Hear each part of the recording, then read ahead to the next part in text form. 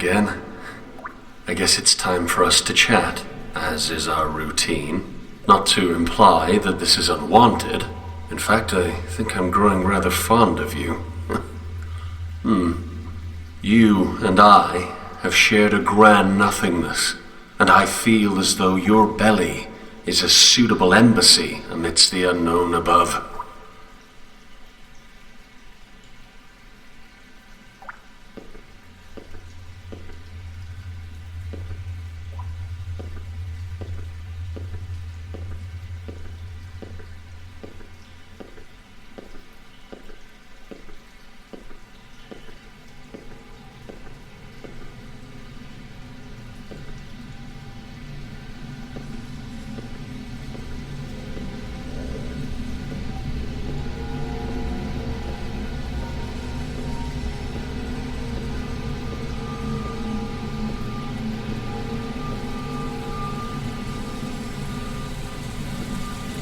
Do you want me here?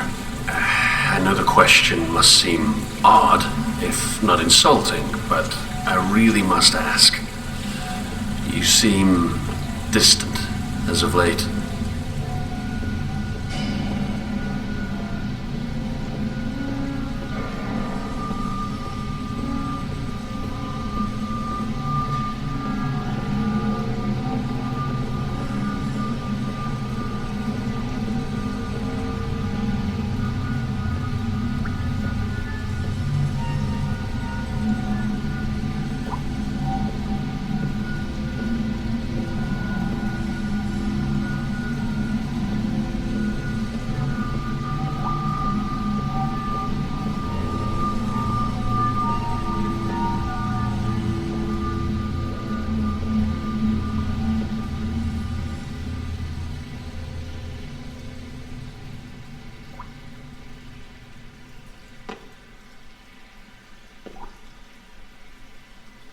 Admittedly, and please do not take offense, your innards sometimes frighten me.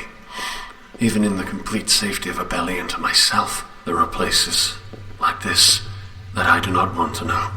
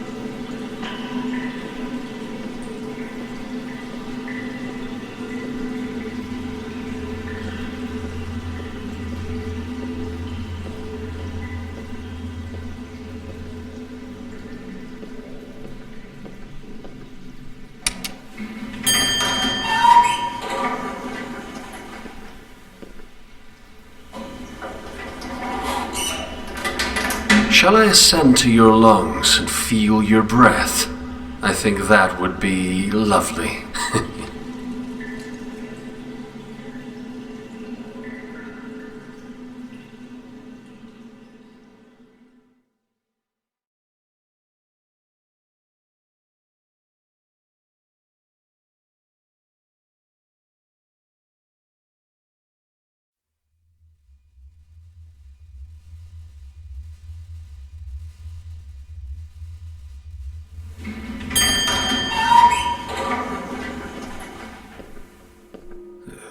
Simple little animals, aren't they?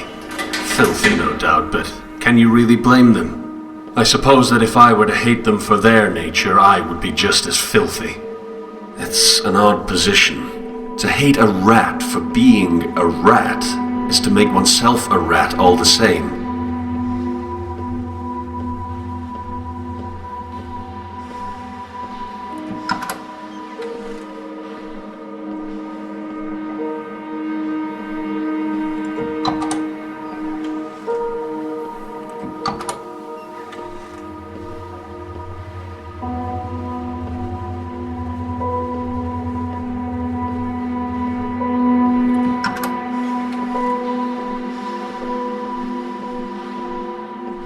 down there?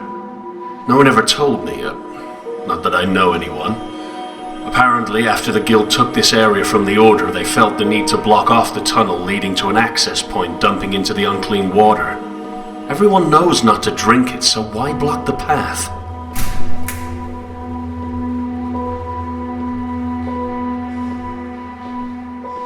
It's funny how they all hoard the same supplies. All of it from the old city, and all of it wasted.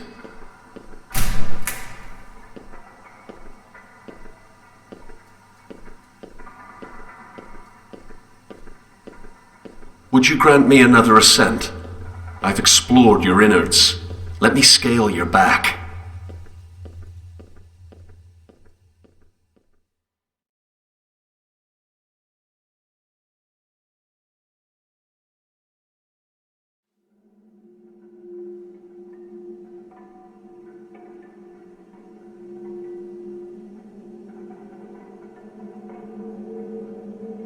It's always struck me as odd that evil is never self-aware.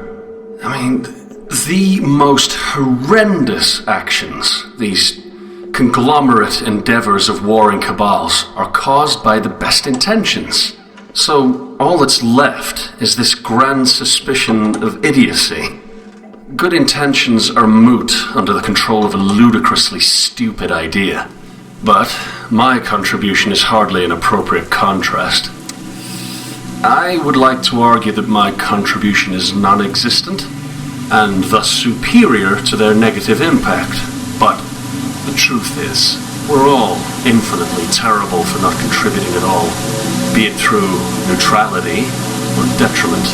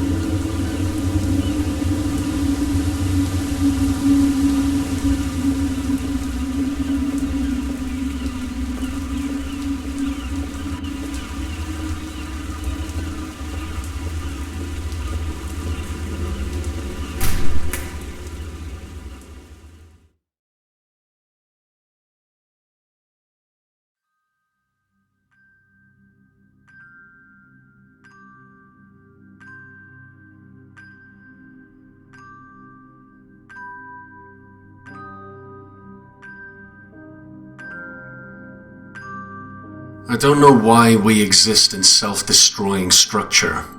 We all share a fondness for that which is correct, and we're all certain that we have it. But there must be a way for that loyalty to flourish without burning the last shreds of coexistence between our species. That is, a species that is primarily defined by its diversity. I don't know if I'm arrogant, for assuming that my desire for progress is any indication of my task as a catalyst, but I tried to find Tarshish already. Only in my attempted escape did you find me, and I do not believe that you found me without reason.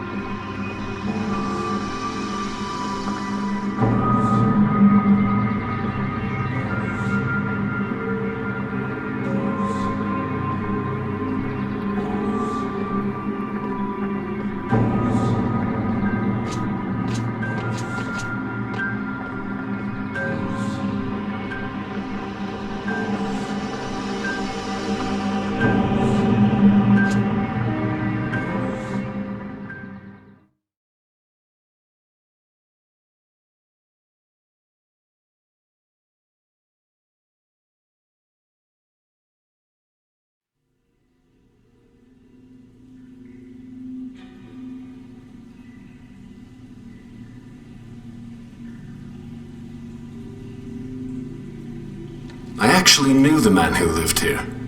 I believe his name was Solomon, though he insisted that the matter was irrelevant. During the few times we spoke, he seemed ungrateful to the point of mental masochism. He would consistently act as though you have somehow maliciously trapped him within your confines to limit what can be done with the outside. I, of course, know you better. You and I have a special relationship.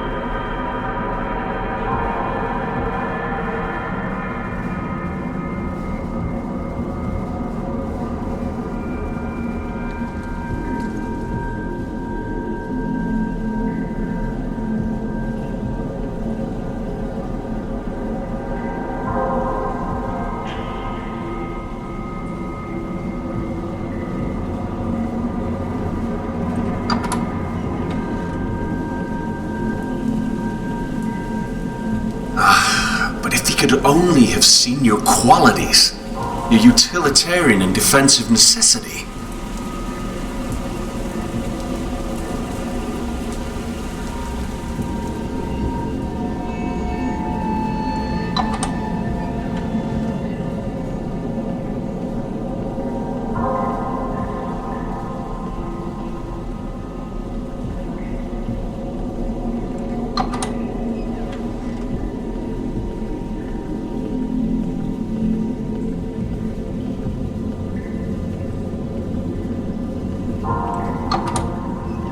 Perhaps his dreams were a ladder leading to uselessness. Perhaps my dreams are the same.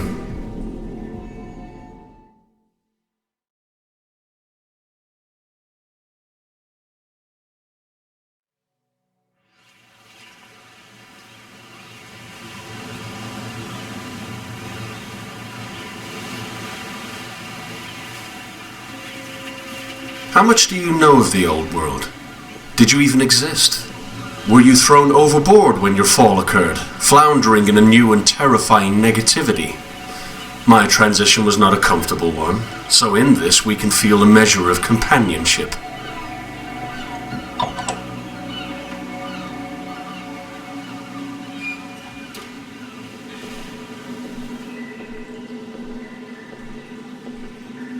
Books on top of books on top of books. Voices creeping in from the vasts of a larger and more ancient world, now trapped in the claustrophobia of narrow minds and cold halls.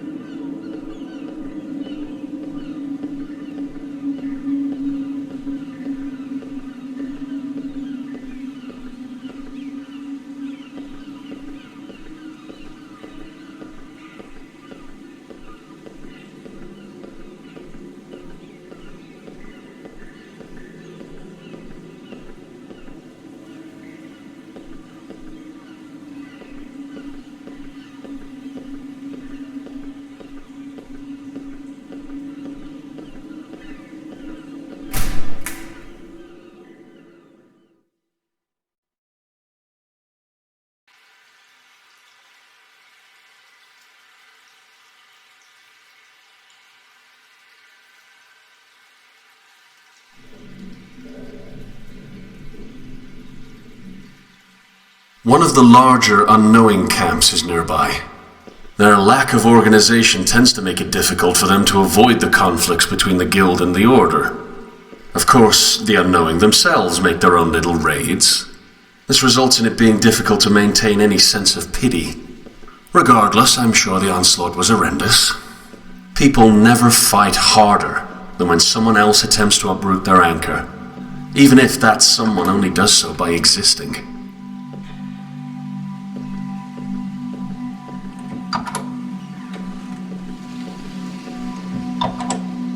We're getting closer, Leviathan. I'm sad to say that our time together might be ending.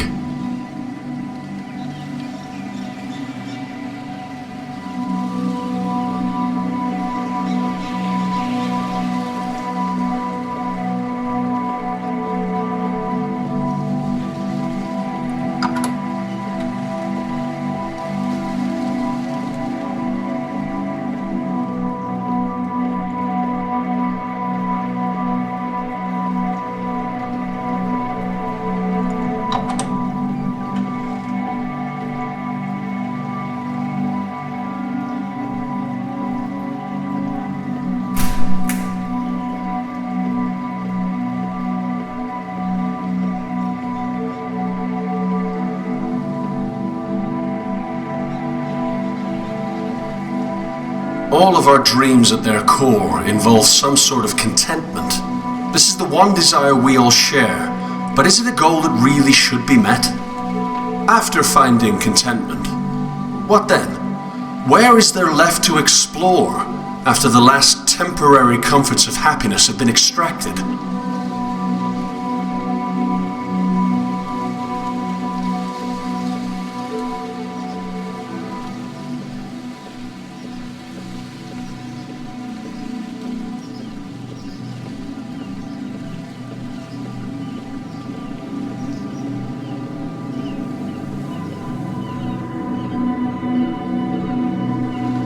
Our island is plagued with the fruits of a collective mental landscape that defines us as desperately holding on to something correct.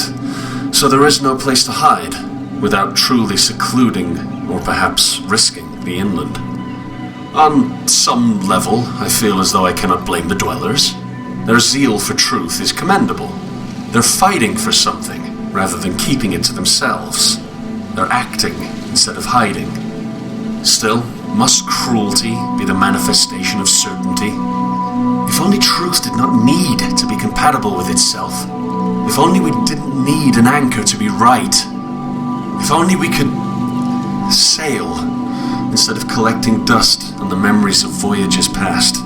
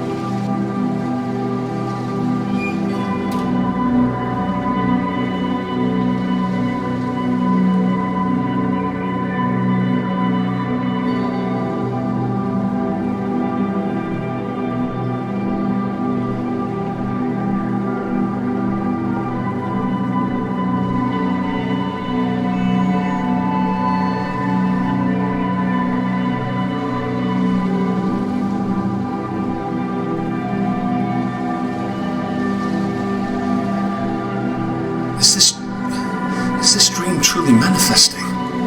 Could the voyage be useful beyond escape?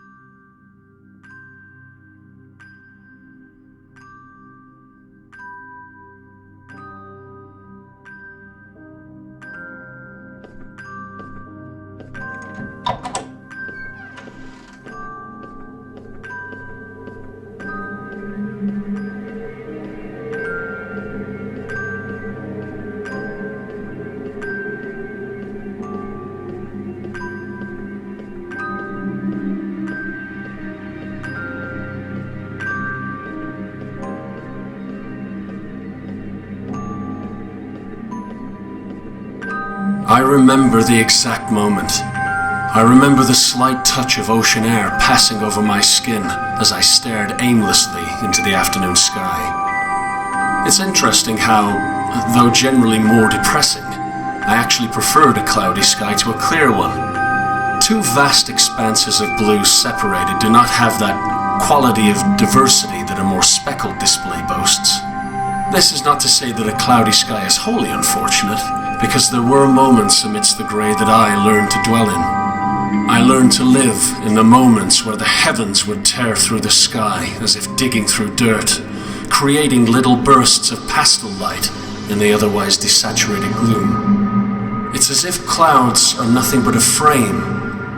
I wonder if without them, happiness would turn into a flat portrait of stagnation.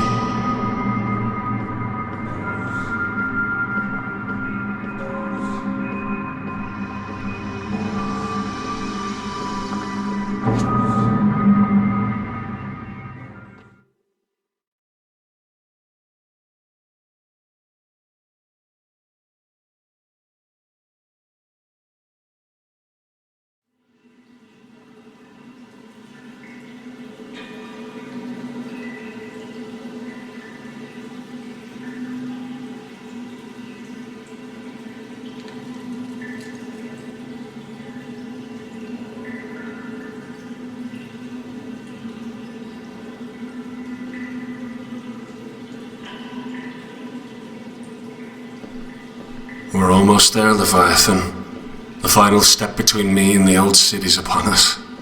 I wish I could take you along.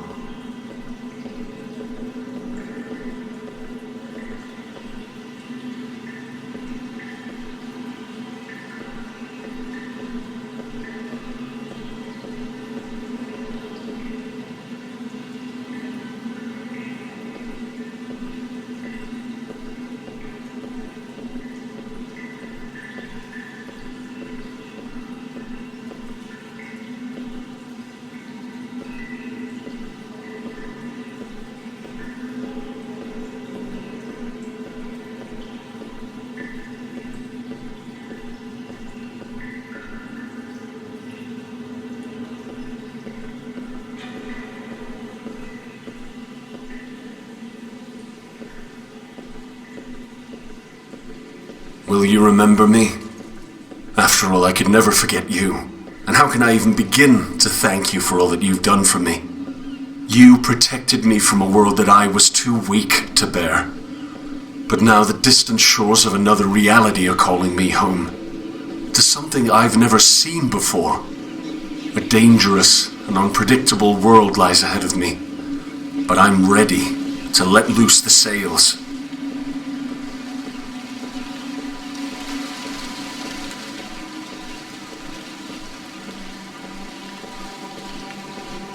Here it is. The leap. Goodbye, my old friend.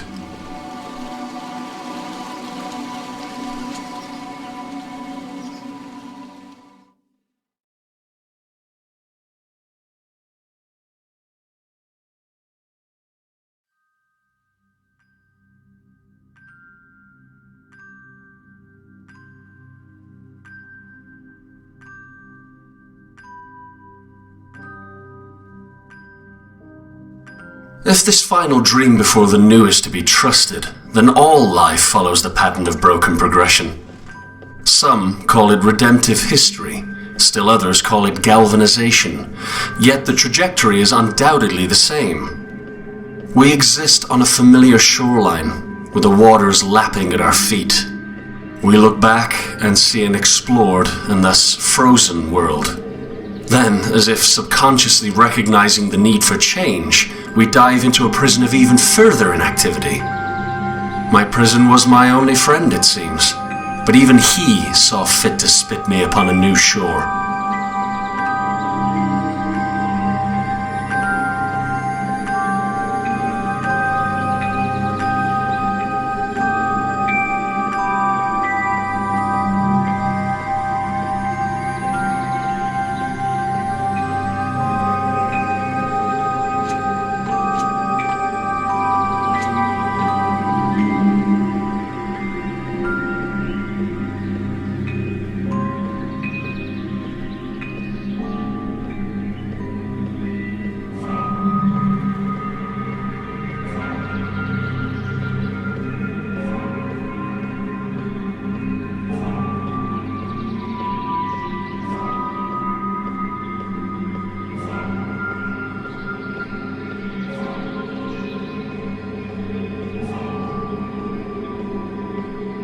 When I was a child, I was given a rowboat, I wanted to sail, so the universe built me a galleon. How unfortunate that, when I got older, I no longer wished to explore.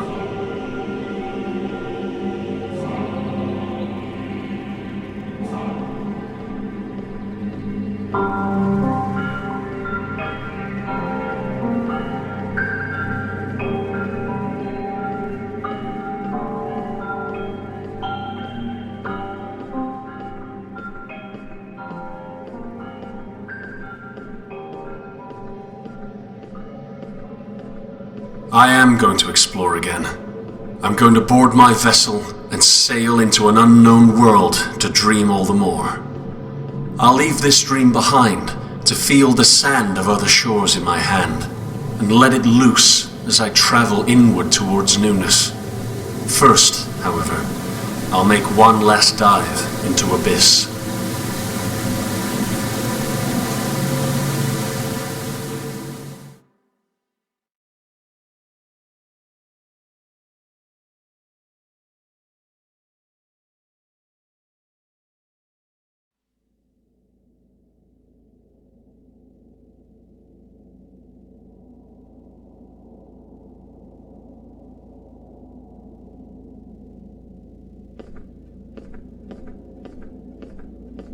Here lies my captor. My foundation's been disintegrated. I'm left with nothing but void. However, the baby of belief need not be thrown out with the bathwater of certainty. An assertion from an assumption is still an assertion, making any deduction from that foundation subject to critique. I may not be able to deduce from a place that I know to be true. I think I was wrong. Dover isn't where my dreams died. It's where one dream took over. I dreamt that I had no dreams. I dreamt that Dover smothered my belief with certainty. In truth, a truth that I cannot know, Dover ran red. The dream of realism created a monopoly of comfortable stagnation that held me hostage until I could do nothing but cling to Leviathan's innards for safety. My belief was not truly killed, it was captured. One belief was deemed more true than another, and I convinced myself that I was correct. I convinced myself that I could be correct. What if this dream's monopoly was disintegrated? What if I could explore a multiplicity of dreams, never quite knowing which ones are a reality? Truth must be compatible with itself. But what happened? The dwellers' dreams could function within themselves, from their foundation, as long as the factions recognize that foundation as a dream. What point would there be in conflict if the dreams cannot truly be controlled? They have their dreams and they cannot assert which is superior. So why not sail?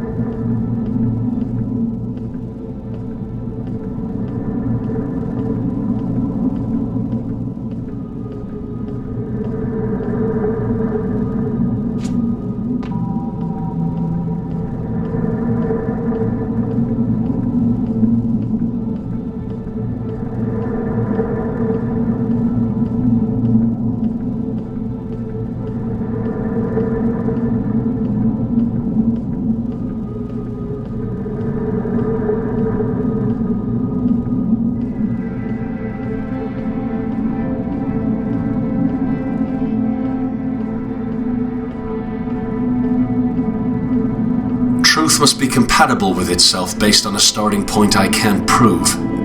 I can't assert which dream is not a dream at all because they're all just dreams. Why not discover the dreams I can't control, rather than hiding portions of them away to let what I was certain of flourish?